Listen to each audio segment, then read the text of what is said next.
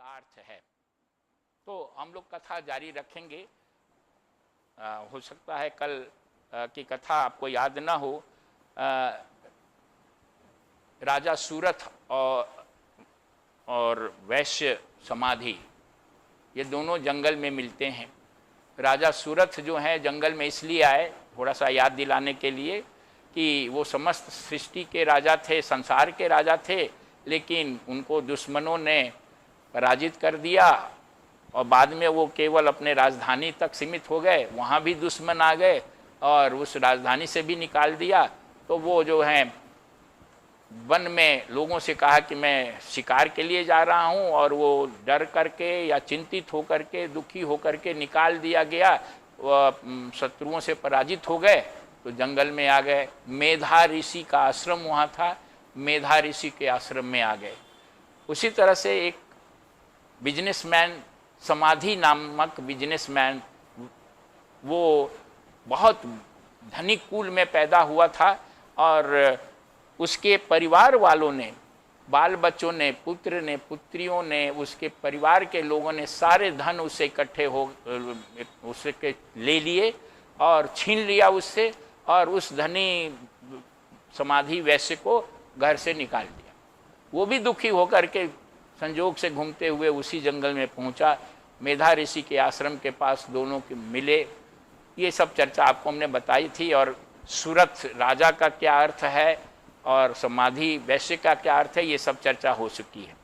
अब ये दोनों मिलते हैं और वहाँ दोनों मिलने के बाद दोनों एक दूसरे को अपनी अपनी व्यथा सुनाते हैं।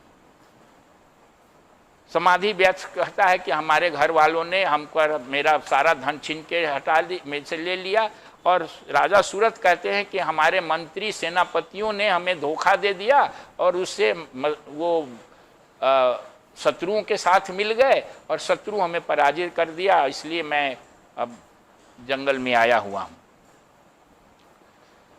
और इसलिए राजा सूरथ जो हैं वो जीवात्मा के प्रतीक हैं और समाधि जो है वो आपके शुद्ध चित्त का प्रतीक है, जहां पर समाधि का अनुभव होता है।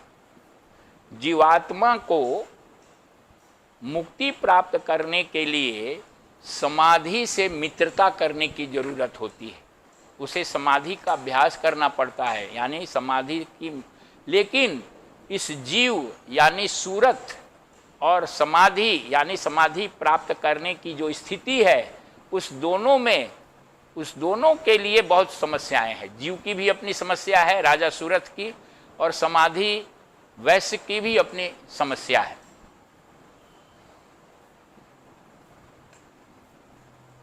जब आप समाधि की तरफ बढ़ते हैं तो आपका चित्त जो है वो स्वच्छ हो जाता है, और जब चित्त स्वच्छ हो जाता है तो जीवात्मा जो है उस चित्त के साथ और गहराई से वो जुड़ जाता है, मित्र बन जाता है, और उसकी सहायता से वो फिर साधना की ओर और बढ़ता है।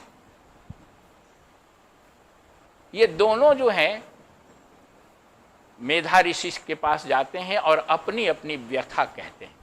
यानी जीव और समाधि दोनों अंतः प्रज्ञा, मेधा ऋषि जो हैं वो इंट्यूटिव नॉलेज, उसको आप गुरु समझ लीजिए, जिनको आत्मज्ञान प्राप्त है, वो गुरु के पास जाके अपनी समस्या बताते हैं कि हम दोनों चिंतित हैं। और चिंता कैसी, ये देखिए, चिंता ये नहीं, चिंता ये है राजा की कि राज मेरा चला गया, मंत्री और हमारे सेनापतियों ने हमें धोखा दे दिया, लेकिन मैं यहाँ पर भी जंगल में भी अपने राज्य के बारे में ही सोच रहा हूँ, और मैं ये सोच रहा हूँ, चिंतित हूँ कि मेरी प्रजा क्या खाती होगी, हमारे मंत्री लोग कैसे रहते होंगे, हमारे सेनापति, सेना का क्या हाल हुआ होगा, हम इस चिंता में, जबकि हम सेना से भी ठगे गए हैं, मंत्रियों से ठगे गए हैं, और प्रजा तो अब दूसरे के अधीन हो गई है, अब मेरा तो राजधानी भी नहीं रही, मेरा तो राज्य ही नहीं रहा, लेकिन मैं यहाँ उसके लिए चिंतित। उसी प्रकार से समाधि वैसे कहता है मेधा ऋषि से कि जिन लोगों ने हमें घर से निकाल दिया, जिन लोगों ने हमें हमारा धन छीन लिया, जो अपने थे, जिस पर हमारा विश्वास था, जिस पर हम भरोसा किए हुए थे, ये देख लीजिए, ये हमारे आपके जीवन की कहानी है, ये किसी दूसरे के जीवन की कहानी नहीं है। और ऐन मौके पर जिनके जिनके ऊपर भरोसा मैंने किया था, वो सारे लोग हमें जो है निकाल दिए और हमें छीन लिया, लेकिन मेरी चिंता उन्हीं के लिए है। मैं उनके द्वारा खेदा गया हूँ, निकाला गया हूँ। मैं सोच रहा हूँ कि मेरे बेटे कैसे होंगे, मेरी पत्नी कैसी होगी, पोता कैसा होगा, वो लोग कैसे जी रहे होंगे, जबकि वो लोगों ने हमें निकाल दिया है, हमारा धन भी छीन लिया है। ये देखिए कैसी विडंबना है। अब वो पूछते हैं कि ऐसा क्यों है, ऋषि से पूछ रहे हैं दोनों कि दुखी तो हम उन लोगों से हैं और चिंता भी उन्हीं लोगों की कर रहे हैं। इस पर मेधा ऋषि उनको कहते हैं कि ये सब महामाया के कारण है। वो महामाया जो हमारे मन को भ्रमित कर देती हैं, हमें जो है वो सही क्या है गलत क्या है इसको सोचने के लिए जो है हमें वो बुद्धि हमारी ठीक नहीं रखती, हमारी बुद्धि को भ्रमित कर देती है। और उस महामाया के कारण आप लोग इस स्थिति में हैं। फिर वो पूछते हैं लोग कि वो महामाया कौन है, कैसी हैं, कैसे उत्पन्न होती हैं, और वो उनका प्रभाव क्या है, उनकी महिमा क्या है, उनकी प्रसन्नता हम कैसे हासिल कर सकते हैं। ये प्रश्न राजा पूछते हैं।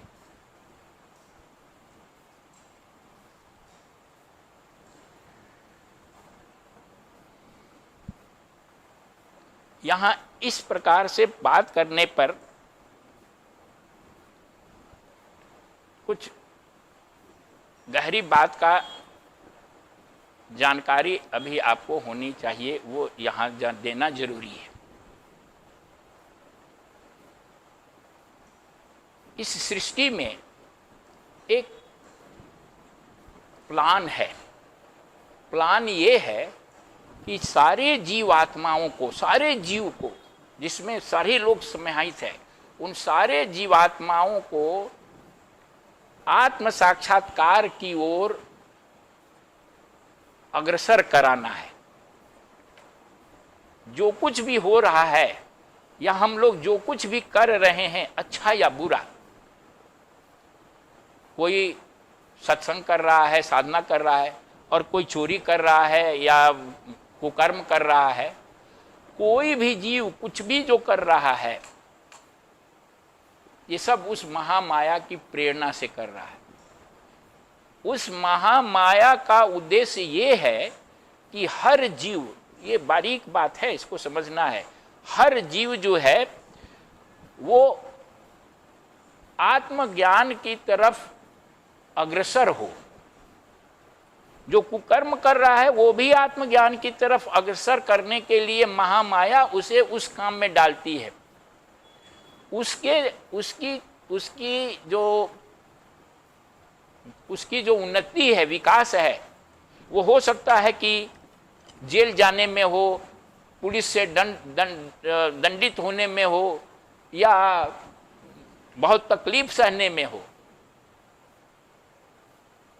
उद्देश्य ये है कि व्यक्ति के अंदर विभिन्न प्रकार की चुनौती या समस्या उसके जीवन में दे करके प्रकृति या परमात्मा जीव के अंदर वैराग्य और विवेक भरने का कोशिश करता है। अभी हमारे एक बहुत मित्र जो हैं, उनको मैंने सूचना दी कि शाम को यहाँ सत्संग होगा, तो उन्होंने अपनी कठिनाई बताई कि ये कठिनाई है, कुछ पारिवारिक कठिनाई है, उस कारण से वो नहीं आए। अब उसको मैं इस आधार पर देखना चाहता हूँ। परिवार के हेड होने के कारण व्यवहारिक रूप से उस समस्या का समाधान के लिए उन्हें अपने घर पर रहना जरूरी है, रह रहे हैं। और इस दिशा में, इस सत्संग में नहीं आ सके। ये महामाया का प्रभाव है। कहीं न कहीं दिमाग में ये बात हो रही है कि मेरे रहने से शायद ये समस्या नहीं होगी, लेकिन ऐसी बात नहीं है। समस्या देने के पीछे परमात्मा का उद्देश्य ये था कि उनके मन में या किसी के भी मन में जो समस्या से संघर्ष कर रहा है, समस्या का समाधान करे, लेकिन उसके साथ साथ अपने मन में वैराग्य भी लाए, विरक्ति लाए, अनासक्ति लाए, मोह को कम करे। हम मोह बस वहां बैठे हुए हैं कि कोई अनहोनी ना हो जाए। हमारे रहते भी अनहोनी हो सकती है, हमारे रहते ही कुछ भी हो सकता है। घर में हमारे रहते लोगों का मृत्यु होता है, चोरी डकैती होती है, लोग में घटनाएं, दुर्घटनाएं होती हैं, लेकिन हमें लगता है। इसलिए ये इस बात को जानना चाहिए कि समस्त सृष्टि का एक जो प्लान है वो ये है कि आपके अंदर आपको दुख दिया जाता है, आपको पीड़ा दी जाती है, आपकी समस्याएं आती हैं, आपके सामने चुनौतियां आती हैं। उन सब के पीछे देवी का यही मकसद है कि आप जो हैं विवेक और वैराग्य की तरफ बढ़ें, समाधि की तरफ बढ़ें। अब अगर आप विवेक वैराग्य की तरफ बढ़ेंगे तो आपकी चित्त शुद्धि होगी और आप सत्य को अधिक अच्छी तरह से समझ सकते हैं। और यदि आप ये समझेंगे कि हमारे रहने से ठीक हो जाएगा, हम ही इसको ठीक कर सकते हैं, और मोहग्रस्त हो जाएंगे, तो आप अपने लिए और अधिक दुख जो है बढ़ाएंगे। तो परमात्मा और कड़ा दुख देगा कि कभी न कभी आप जरूर विवेक वैराग्य से आपके अंदर ये विवेक वैराग्य का प्रकाश जगे। ये तब तक चलता रहेगा जब तक कि आप जग करके सद रास्ते पर आप नहीं आए। लेकिन ये जो दुर्गा देवी हैं, वो दोनों प्रकार की शक्तियां वही हैं। वो विद्या माया भी हैं और अविद्या माया भी हैं। हमारे अंदर जब ज्ञान का प्रकाश होता है वो विद्या माया के कारण होता है, यानी महामाया देवी दुर्गा जब हमें क्योंकि कृपा प्राप्त होती है तो हम ज्ञान की तरफ बढ़ते हैं। और हम अगर अज्ञान की तरफ भी बढ़ रहे हैं, अंधकार की तरफ भी बढ़ रहे हैं, तो वो उस दुर्गा देवी अविद्या माया के प्रभाव के कारण बढ़ रहे हैं। उसमें भी उसका कल्याण छुपा है। हो सकता है बाद में हम फिर विद्या माया। तो ये जानना चाहिए कि अविद्या माया और विद्या माया दोनों परमात्मा की ही शक्ति है। भक्ति के अंदर हमेशा ये द्वंद्व बना रहता है कि विषय मार्ग पर चलें, माया की तरफ चलें, विद्या माया की तरफ चलें कि अविद्या माया की तरफ चलें। परमात्मा से, दुर्गा से यही प्रार्थना करनी चाहिए कि हे देवी, हे ईश्वर, हमें आप विद्या माया की तरफ ले चलिए। अविद्या माया की तरफ लेने में हमें पीड़ा होगी। जितनी गहरी अविद्या होगी उतनी ही गहरी पीड़ा होगी। इस बात को ईश्वर की कृपा से समझने की जरूरत है। ईश्वर की कृपा होती है तभी हम समझते हैं। तो ये प्रार्थना करनी चाहिए कि चाकू अगर बनना है तो डॉक्टर या सर्जन की हाथ की चाकू बने, कि जिससे ऑपरेशन करके किसी का दुख दूर किया जा सकता है। डकैत की हाथ की चाकू ना बने। चाकू डकैत के भी हाथ में होता है, डॉक्टर के भी हाथ में होता है, लेकिन डॉक्टर के हाथ का चाकू, वो भी शरीर पर ही चाकू चलाता है, लेकिन वो दुख दूर करने के लिए चलाता है। और चोर डकैत भी शरीर पर ही चाकू चलाते हैं, वो दुख देने के लिए चाकू चलाते हैं। तो माया से, ईश्वर से प्रार्थना यही करनी चाहिए कि हमें विद्या माया की तरफ ले चलो, अविद्या माया की तरफ नहीं ले चलो। और इसलिए मुक्ति पाने की रुचि उसी में होती है जो विद्या माया की तरफ चलता है, और नहीं तो हम विषय के अंधकार में गिरते चले जाते हैं। इस मनुष्य को जो अज्ञान के रास्ते पर है उसे पशु भी कहा गया। पशु किसको कहते हैं? पशु उसको कहते हैं जो पाश यानी बंधन में पड़ा हुआ। पाश का मतलब होता है जो बंधा हुआ हो। हम सभी बंधे हुए हैं, अज्ञान के पास में बंधे हुए हैं, और हमारे पास जो पाश है, बंधन है, उसको 8 पास माने गए हैं। 8 बंधन से अज्ञानी लोग बंधा होता है।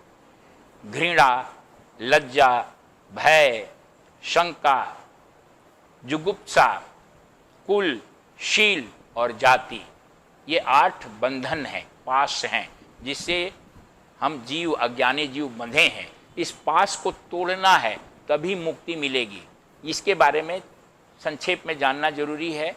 घृणा यानी हम जो हैं राग द्वेष से भरे हैं। जो चीज़ हमें अच्छी नहीं लगती है तो हम उससे घृणा करने लगते हैं। ये एक प्रकार का पाश है, बंधन है। लज्जा, लज्जा का मतलब कि हमें सत्संग करने में, साधना करने में, मंदिर जाने में, सेवा करने में लज्जा आने लगती है। अरे कोई लोग देख लेगा तो क्या कहेगा कि ये ध्यान करता है, ये पंडित बन गया है, साधु बन रहा है। ये तो इस प्रकार के कई ऐसे लोग हैं जो इस प्रकार के लज्जा के कारण वो ज्ञान के रास्ते पर नहीं चल पाते हैं, साधना नहीं कर पाते हैं। ऐसी लज्जा से, लज्जा अगर है तो ये बंधन है, पाश है। भय, अनेक प्रकार के भय होते हैं। कोई भी भय जो है वो व्यक्ति को मानने वाला पाश है। शंका, द्वंद्व में रहता है, पता नहीं ये सब सही है कि गलत है, ये मोक्ष क्या होता है, ये होता है कि नहीं होता है, साधना से कोई लाभ है कि नहीं है। अनेक प्रकार की जो संशय और शंकाएं हैं वो भी एक बंधन है। जुगुप्सा का मतलब होता है गपशप, व्यर्थ की बातों में समय काटना, खड़े होकर के यहाँ वहाँ 20-12 फालो, वो आदमी ऐसा है, वो आदमी ऐसा है, वो ऐसा कर, कुछ मिलने जाने वाला नहीं है। आधे घंटे का नाम जप नहीं करेंगे, 10 मिनट का ध्यान नहीं करेंगे, लेकिन 3 घंटा ताश खेलते हुए हम बाहर बिता देंगे, वहाँ पर तरह तरह का। और तो ये सब जुगुप्सा जो है, गपशप, ये पास है मानने वाले। कुल, अपने में तो ताकत नहीं है, हम बड़े खानदान के हैं, हमारे दादाजी महान पंडित थे, हम उनके जो हैं ये हैं। एक सज्जन आए थे कुछ दिन पहले, बोल रहे थे कि हम लोग गोस्वामी हैं, हम लोगों को साधना करने की क्या जरूरत है। उनका टाइटल गोस्वामी है। समझे, हम लोग तो गोस्वामी, गो का मतलब इंद्रिय और उसके स्वामी, हम लोग गोस्वामी है। हम तो जन्म से ही गोस्वामी, अब है कुछ नहीं, सारे इंद्रियों के दास बने हुए हैं। लेकिन अब उनके पूर्वज पुरखे कोई गोस्वामी रहे होंगे तो उनको टाइटल मिलती चली गई।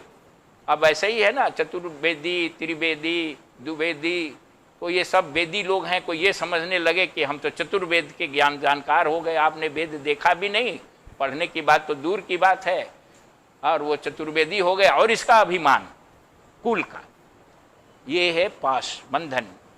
शील, शील भी दिखावटी एटिक्रेट, मतलब आइए आइए, नमस्कार नमस्कार, बहुत अच्छे हुआ, आए, बड़ा खुश हुए हम, आप आ गए, दर्शन दिए आपने। अंदर से तो हमको लग रहा है कि क्यों आप आ गए, मेरे को मुश्किल कर रहे हैं, हम जो हैं आपने दर्शन दिया, मेरा अहो भाग्य। ये जो शील, दिखावटी शील है, ये जो है पास है।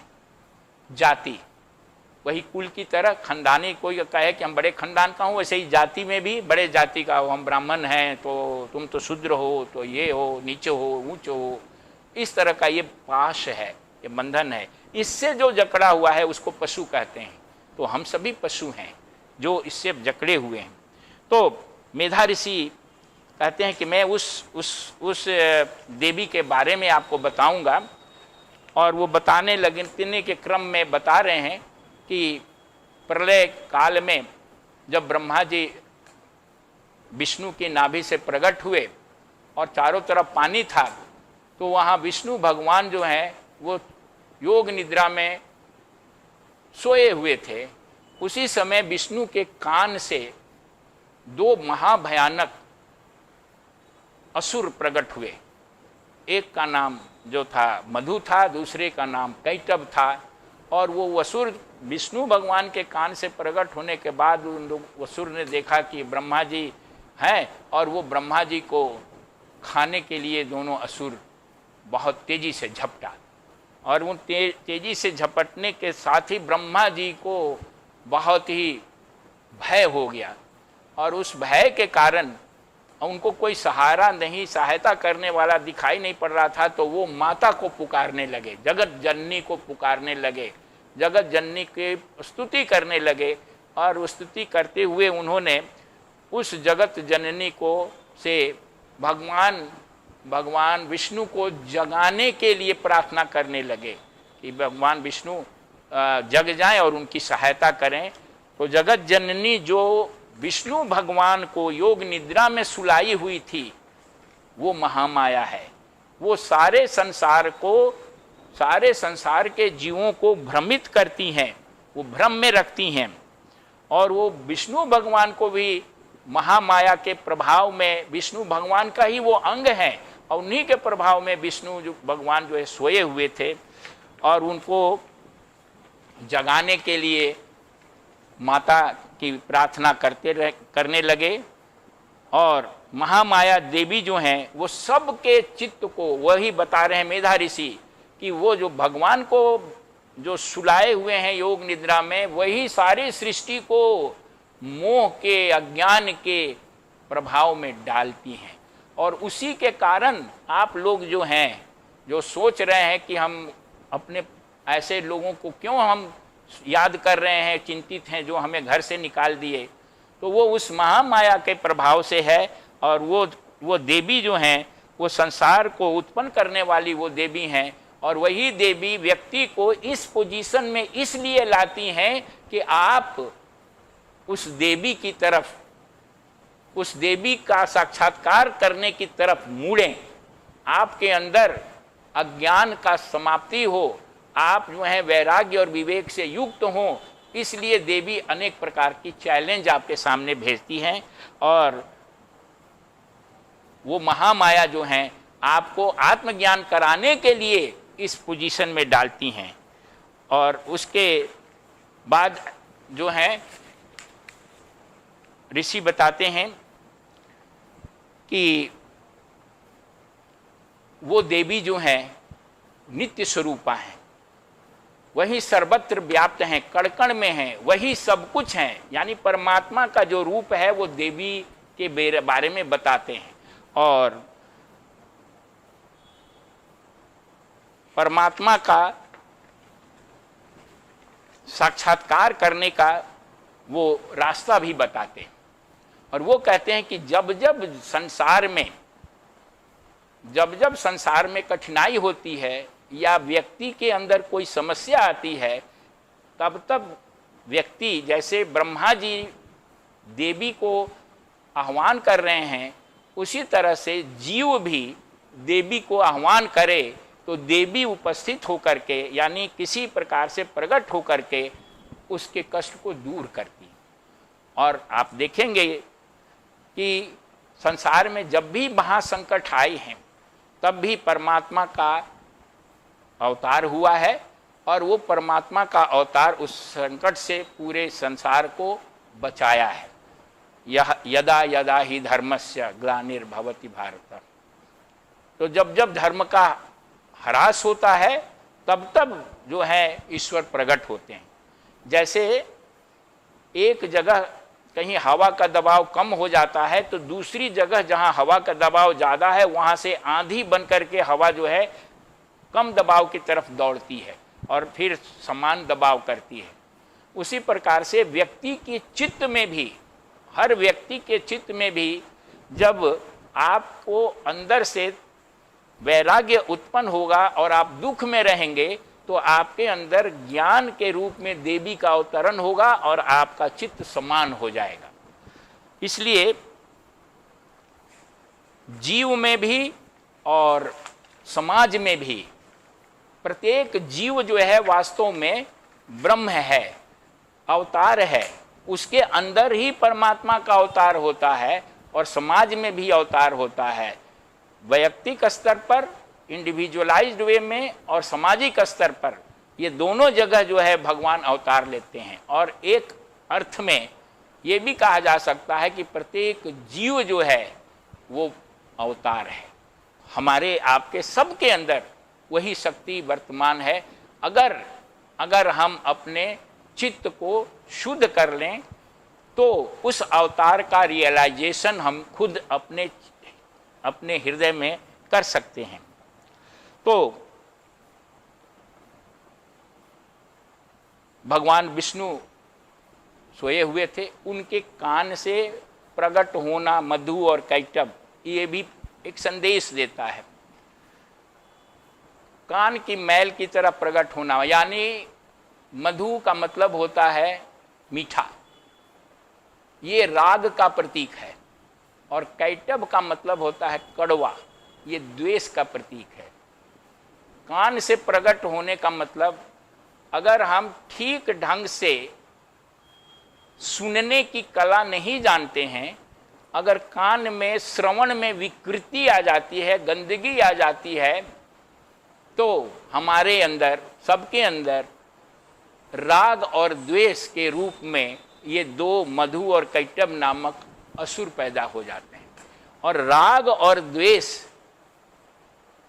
ब्रह्मा को खाने के लिए, यानी मधु और कैटभ जो है राक्षस, ये राग और द्वेष रूपी राक्षस हमारे दुख का कारण, हमें निगलने का कारण, हम राग के कारण दुखी होते हैं और द्वेष के कारण दुखी होते हैं। राग के कारण बच्चे से हमें प्रेम है, बच्चा शराबी हो गया। दुख का कारण हमारे बच्चे से प्रेम है और बच्चा प्रेम का मतलब राग है और शराबी हो गया, या किसी तरह से रोगी हो गया, या असफल हो गया, या जो भी हो गया, हम दिन रात उससे चूंकि प्रेम करते हैं, इसके दुख से हम दुखी हो जाते हैं। और हमारा पड़ोसी हमारा दुश्मन बन गया या कोई और दुश्मन बन गया, हम उससे द्वेष करने लगते हैं तो उससे भी दुखी हो जाते हैं। राग भी दुख का कारण होता है और द्वेष भी दुख का कारण होता है। और ये दोनों क्यों है?